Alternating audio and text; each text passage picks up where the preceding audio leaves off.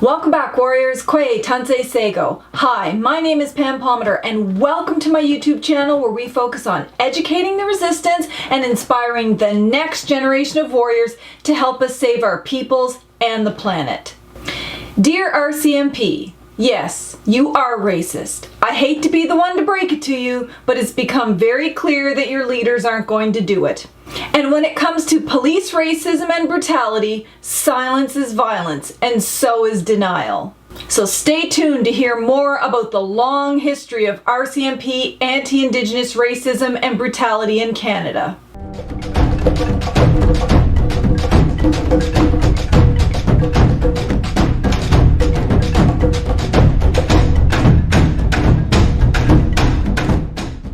Dear RCMP, yes, you are racist, but I know that in reality, this isn't really news to any of you. You all know how racist, sexist, and violent your organization has been for many years. Many of you have likely even seen it in action, even if you didn't personally act that way. And if RCMP anti-Indigenous racism, brutality, and sexualized violence was merely a matter of a few bad apples, we wouldn't be having this discussion, nor would police violence consistently make the media headlines.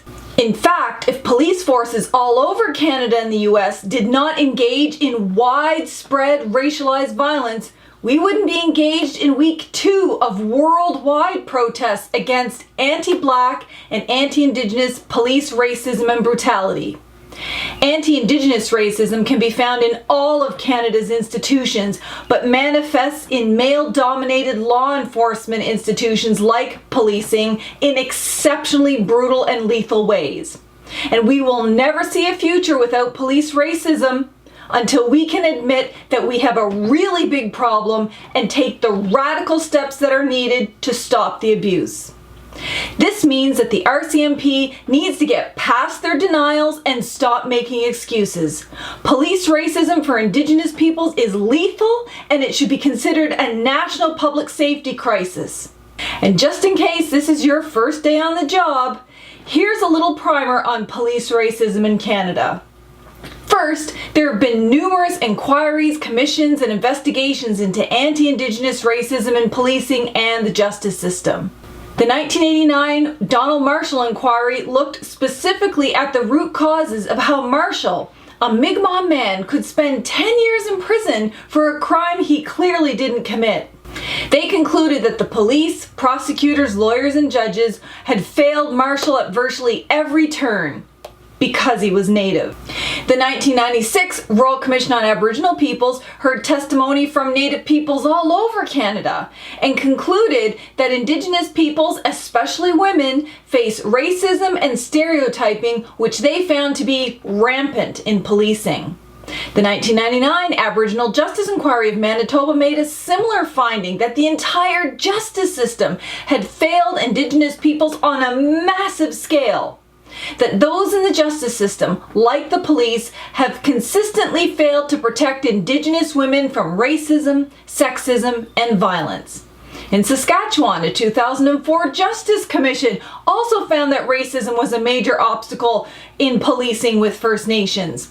Should come as no surprise because at the same time they were engaged in the Neil Stonechild inquiry about the actual police practice of starlight tours, where police take young men, often assault them, drive them out of town, and leave them there to freeze in the dead of winter. And many have died. But it's not just happening on the prairies. The 2007 Ipperwash inquiry over the shooting death of unarmed Dudley George found that contrary to the myth of a few bad apples, racism was widespread in the OPP, the Ontario Provincial Police.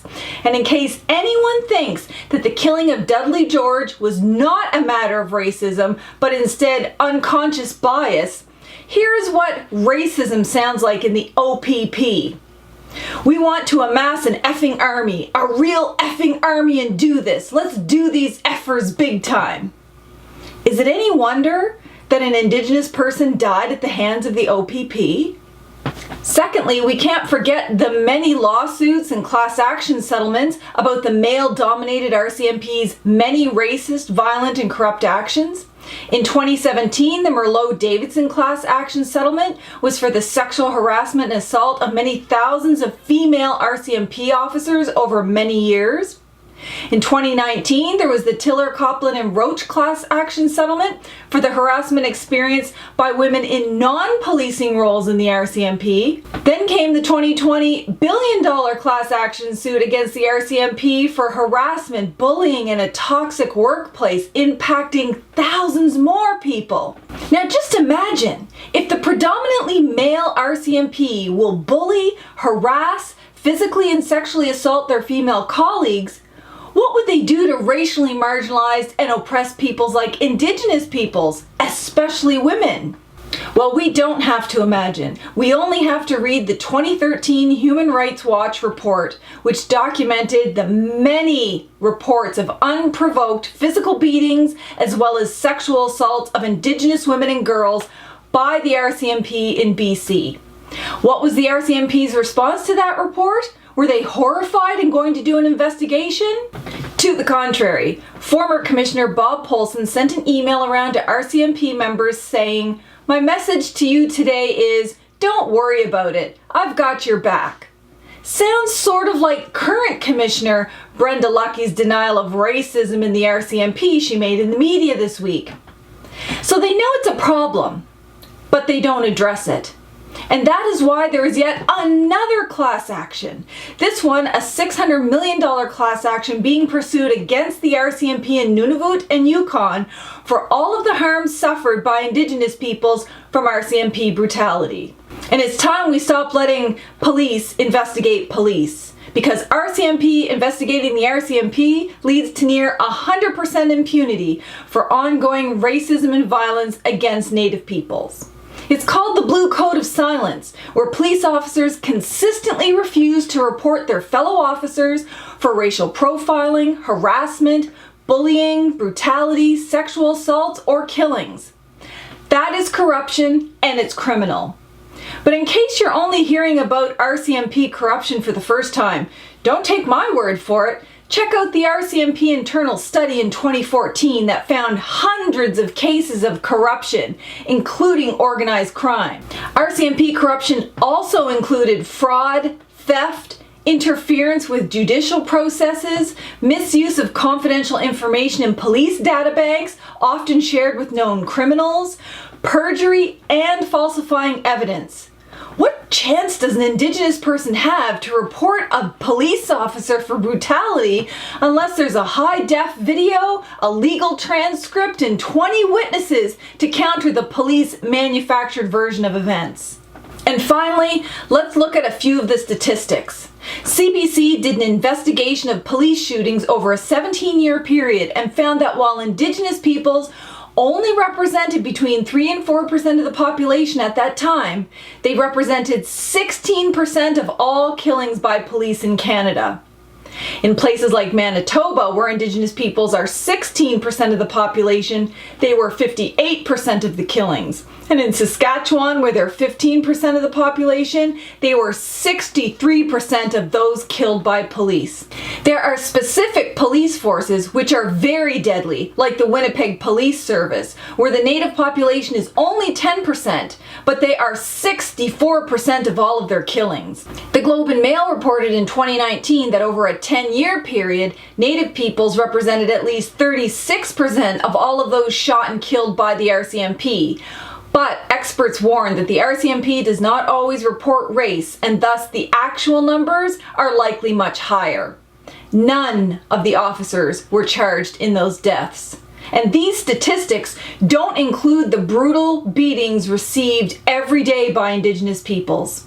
Today, the Hill Times reported that last year, there was nearly 3,000 official complaints against the RCMP, a 13% increase over the previous year, and one of the most common complaints?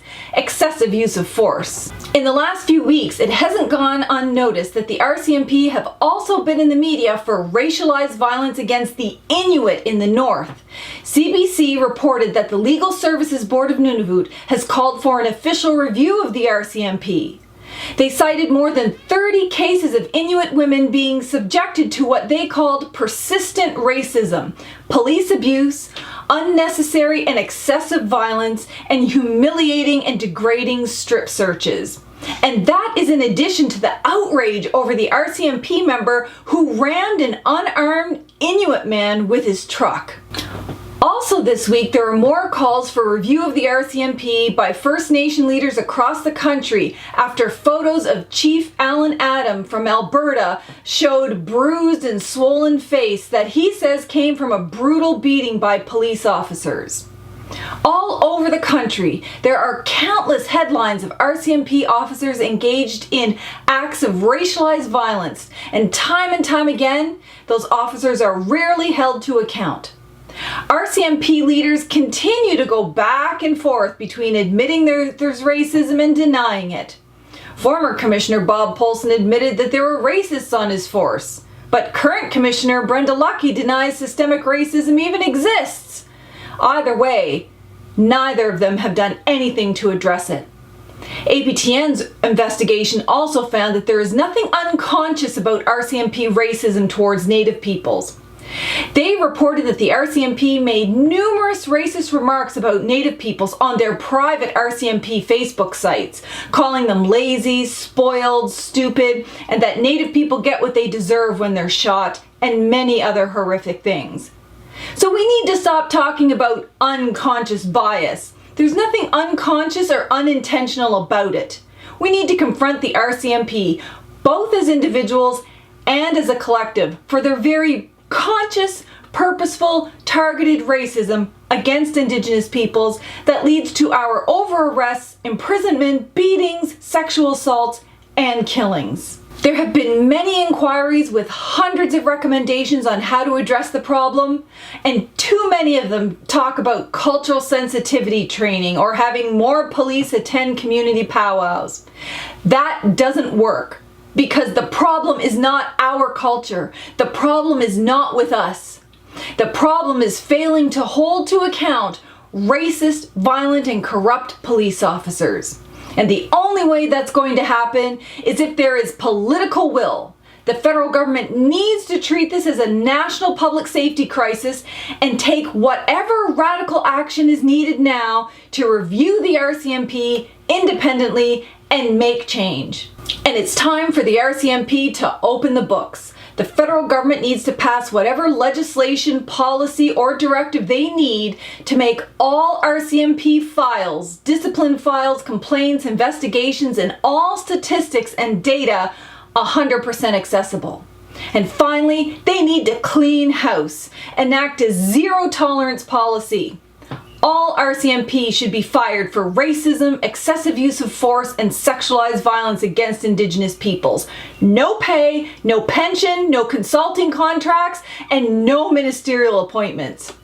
There are many other really great recommendations advanced by both Black and Indigenous activists related to defunding and demilitarizing the police, and I'll post some of the links to those great resources. It's long past time the RCMP stopped treating racism and violence like a human resource issue and fired all of the perpetrators. The longer they stay, the more they spoil the whole bunch.